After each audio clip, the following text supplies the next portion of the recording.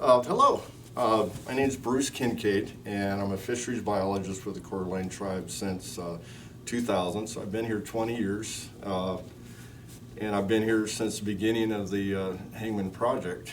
Was first funded by Bonneville Power Administration. In the beginning, it almost looked like impossible to restore this, to bring salmon back. And one of the things that made me feel a lot better about the project was our guy that was currently the head of the wildlife department, Bob Matt, and he said, this is a 100-year project, and that put things a little bit better perspective for me, rather than trying to think, oh, this is impossible, because so much of what you see of Hangman Creek as you drive over the Highway 95, it does not compare to the places that I've worked previously, high up in the mountains, places I've gone backpacking, pristine environments, and then to see this and realize what it's going to take. It's just a monumental task trying to restore this, especially to get it back to where salmon can return.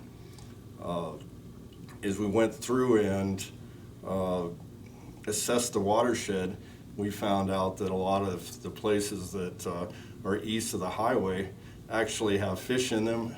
We're doing quite well as long as there's trees right within the riparian areas. As soon as it hit the farmlands, conditions declined, and by the time you get down to Highway 95, pretty much all the tributaries are fishless. So after the assessment, we began doing some pilot programs for restoration, and a lot of these were done without large-scale heavy equipment operations, and the results were, well, they weren't very good.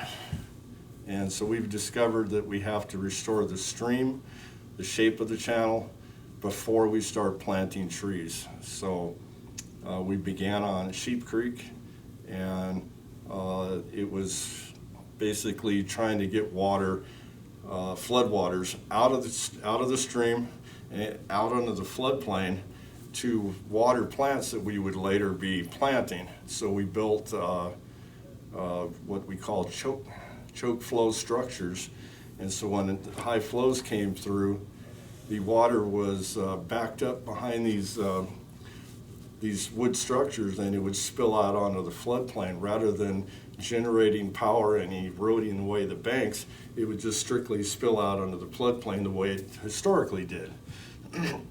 So when that was completed, we went about looking at prioritizing the rest of the watershed and where we can do work.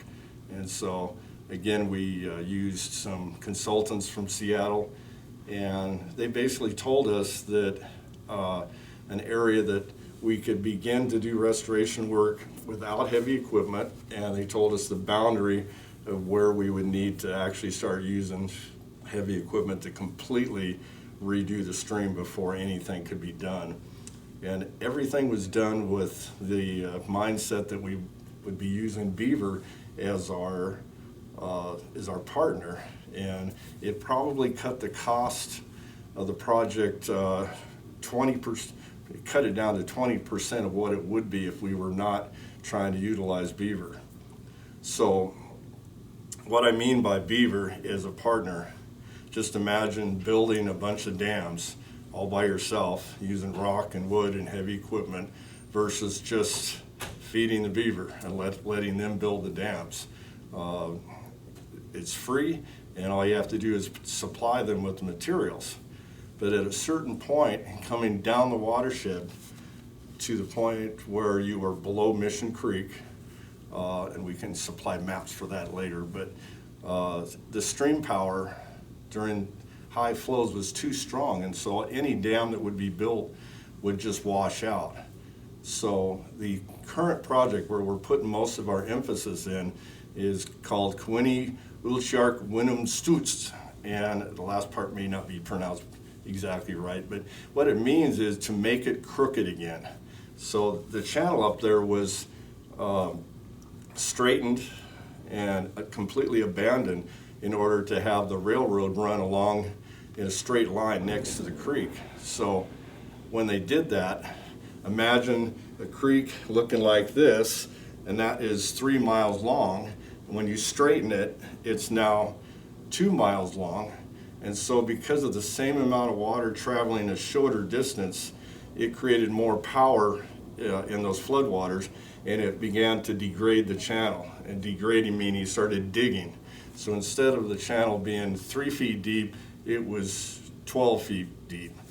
And so you just had literally a wall with no opportunities for vegetation to grow along these walls. So during the summertime, it just became a frothy, oozing, disgusting mess.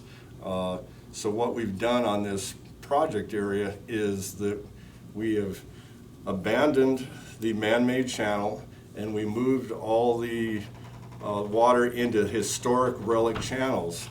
And it was literally within, well, 1 weekend, the water started flowing through the channel, and beavers started building dams. They built 3 dams in 1 week, and almost instantly you had fish habitat. And we noticed just within a few weeks that trout had moved into the area. So this is our goal, is to find these relic channels. Now when we can't do that, we have to find places where we just want to get water out of the channel and push it out like we did at Sheep Creek, just to get the excess water on the floodplain, and so where you're not getting all that erosion. And so we built choke structures in our next phase, and then farther upstream it was strictly riparian. So what we've seen is the stream temperatures have come down quite a bit. The 70 degrees Fahrenheit, we'll just use Fahrenheit, 70 degrees Fahrenheit is kind of the upper limit for trout. And it was about 75 degrees through this area, and probably 80 degrees during the summer farther downstream around Highway 95. So it dropped the temperatures down to like 65 degrees just in 1 year, just by changing the shape of the channel. Instead of really wide and shallow, now it's narrow and deeper, and there's a lot more existing vegetation, trees that are shading the creek. So we got that change immediately, and it was populated by beaver. They've been maintaining their dams. Some of these dams are now 6-8 feet tall, and you've got trout moving through these areas. So the next thing is spawning habitat, and when you're talking about salmon, you're talking about completely different spawning requirements. For trout, it's pea-sized gravel. For coho, which are known to have come up into the Spokane River, it's more like this big. And then for king salmon, you're talking about stuff that's this big. So having these areas like through Hangman Canyon is likely where the Chinook were spawning, and the tribe is known to have been harvesting fish down at the area of the mouth. It's very likely that steelhead and coho salmon were swimming farther upstream where there were a favorable habitat for them to spawn in. So with all the erosion that's currently been happening in Hangman Creek over the last 140 years, it fills in the interstitial spaces of the gravel. So just imagine golf balls piled on top. If there's all that erosion, and when the water starts to slow down, the sediment settles and it fills in the spaces of all those golf balls. And so the eggs are choked out.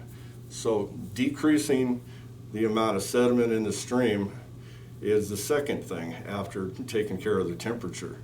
And once we have clean gravel, then not only can trout spawn, but also larger species of salmonids. Okay, next question, I guess. Yeah, you're gonna have to probably lead me through